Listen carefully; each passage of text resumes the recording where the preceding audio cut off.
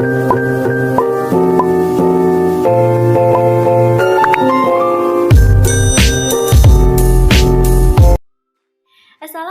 warahmatullahi wabarakatuh. Hai semuanya, kembali lagi dengan aku Reni Maitasari, mahasiswi program studi pendidikan guru sekolah dasar Fakultas Keguruan dan Ilmu Pendidikan Universitas Bengkulu.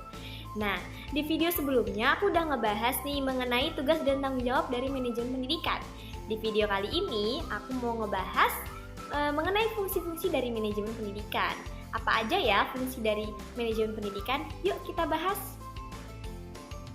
Fungsi manajemen terdiri dari perencanaan, pengorganisasian, penggerakan, dan pengawasan. Nah, fungsi yang pertama ini ada fungsi perencanaan, yakni sebagai pedoman pelaksanaan dan pengendalian, menentukan strategi pelaksanaan kegiatan, dan menentukan tujuan atau kerangka tindakan untuk mencapai tujuan tertentu. Menurut Mandi dan kawan-kawan, menjelaskan bahwa perencanaan merupakan proses menentukan apa yang seharusnya dicapai dan bagaimana mewujudkannya dalam kenyataan. Langkah-langkah dalam perencanaan menurut Asmendri yaitu yang pertama, menentukan dan merumuskan tujuan yang hendak dicapai. Yang kedua, meneliti masalah atau pekerjaan yang akan dilakukan. Yang ketiga, mengumpulkan data atau informasi-informasi yang diperlukan. Yang keempat, menentukan tahap-tahap atau rangkaian tindakan. Yang kelima, merumuskan bagaimana masalah-masalah itu akan dipecahkan dan bagaimana pekerjaan itu akan diselesaikan. Adapun syarat-syarat dari perencanaan menurut Asmendri yakni terdiri atas: pertama, perencanaan harus didasarkan pada tujuan yang jelas. Kedua, bersifat sederhana, realistis dan praktis. Yang ketiga, terinci, memuat segala uraian serta klasifikasi kegiatan dan rangkaian tindakan sehingga mudah dipedomani dan dijalankan. Yang keempat, memiliki fleksibilitas sehingga mudah disesuaikan dengan kebutuhan serta kondisi dan situasi sewaktu-waktu. Yang kelima, terdapat perimbangan antara bermacam-macam bidang yang akan digarap dalam perencanaan itu menurut urgensinya masing-masing. Yang keenam ini adanya penghematan biaya, tenaga, waktu, serta kemungkinan penggunaan sumber-sumber daya dan dana yang tersedia dengan sewaktu-waktu. Selanjutnya yakni diusahakan agar sedapat mungkin tidak terjadi adanya duplikasi pelaksanaan. Fungsi yang kedua yakni fungsi pengorganisasian. Fungsi pengorganisasian dapat diartikan sebagai kegiatan membagi tugas kepada orang-orang yang terlibat dalam kerjasama untuk memudahkan pelaksanaan kerja. Sarwoto menyebutkan proses organizing meliputi beberapa kegiatan yaitu sebagai berikut.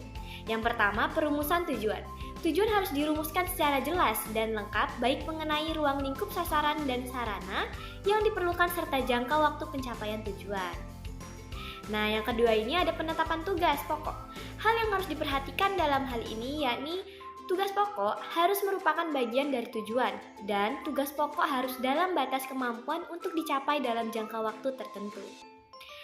Selanjutnya ini ada perincian kegiatan. Dalam kegiatan ini, selain harus disusun secara lengkap dan terperinci, juga perlu diidentifikasi kegiatan-kegiatan yang penting dan yang kurang penting. Selanjutnya ada pengelompokan kegiatan-kegiatan dalam fungsi-fungsi. Kegiatan yang erat hubungannya satu sama lain dikelompokkan menjadi satu. Kelompok kegiatan sebagai hasil dari pengelompokan ini disebut fungsi. Selanjutnya ada departementasi, yaitu merupakan proses konservasi fungsi-fungsi menjadi satuan-satuan organisasi dengan berpedoman pada prinsip-prinsip organisasi. Dalam hal ini, prinsip yang harus diperhatikan adalah yang pertama, setiap organisasi memerlukan mengkoordinasi dan yang kedua, setiap organisasi memerlukan adanya hierarki.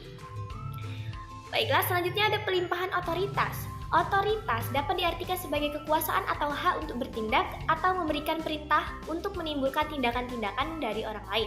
Otoritas bersumber dari berbagai hal, yaitu pertama, ketentuan perundang-undangan atau regulasi-regulasi. Yang kedua, posisi dalam konstelasi organisatoris yang telah ditetapkan sebelumnya. Kemudian ada pelimpahan otoritas dan yang terakhir perintah atasan. Kemudian selanjutnya ada staffing, merupakan penempatan orang pada satuan-satuan organisasi yang telah tercipta dalam proses departementasi. Prinsip utama staffing adalah prinsip menempatkan orang yang tepat pada tempatnya, the right man on the right place. dan prinsip menempatkan orang yang tepat pada jabatan atau pekerjaannya, the right man behind the gun. And facility merupakan proses terakhir dalam penyusunan organisasi. Fasilitas yang harus diberikan dapat berupa material atau keuangan. Prinsipnya adalah bahwa pemberian peralatan yang disediakan harus cukup dan sesuai dengan tugas dan fungsi yang harus dilaksanakan, serta tujuan yang hendak dicapai organisasi. Jika hal ini sudah selesai, maka organisasi sudah ready for action untuk mencapai tujuan. Okay, next ke fungsi yang ketiga, yakni penggerakan atau actuating. Adalah hubungan antara aspek individual yang ditimbulkan oleh adanya hubungan terhadap bawahan untuk dapat mengerti dan memahami pembagian pekerjaan yang efektif dan efisien. Terry mendefinisikan actuating adalah tindakan untuk mengusahakan agar semua anggota kelompok berusaha untuk mencapai sasaran agar sesuai dengan perencanaan manajerial dan usaha-usaha organisasi. Actuating adalah bagian yang sangat penting dalam proses manajemen, berbeda dengan ketiga fungsi lainnya yakni planning, organizing, controlling. Actuating dianggap sebagai intisari manajemen karena secara khusus berhubungan dengan orang-orang. Oke, kita beralih ke fungsi yang terakhir, yaitu pengawasan.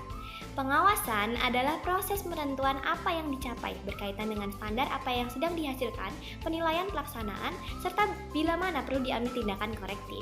Ini yang memungkinkan pelaksanaan dapat berjalan sesuai dengan standar yang diharapkan.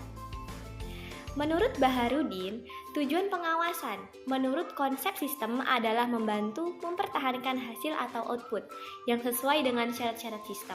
Artinya, dengan melakukan kerja pengawasan diharapkan dapat mencapai kualitas produk organisasi berdasar perencanaan yang telah ditetapkan, sehingga konsumen atau stakeholders menjadi puas. Agar kegiatan pengawasan berjalan efektif, dapat dilakukan melalui 3 tahapan kegiatan. Yang pertama, tahapan penetapan alat pengukur atau standar. Yang kedua, tahapan mengadakan penilaian atau evaluate. Dan yang ketiga, mengadakan tindakan perbaikan. Fatah mengungkapkan, pengawasan seharusnya merupakan coercion atau compelling, artinya proses yang bersifat memaksa agar kegiatan-kegiatan pelaksanaan actuating dapat disesuaikan dengan rencana yang telah ditetapkan.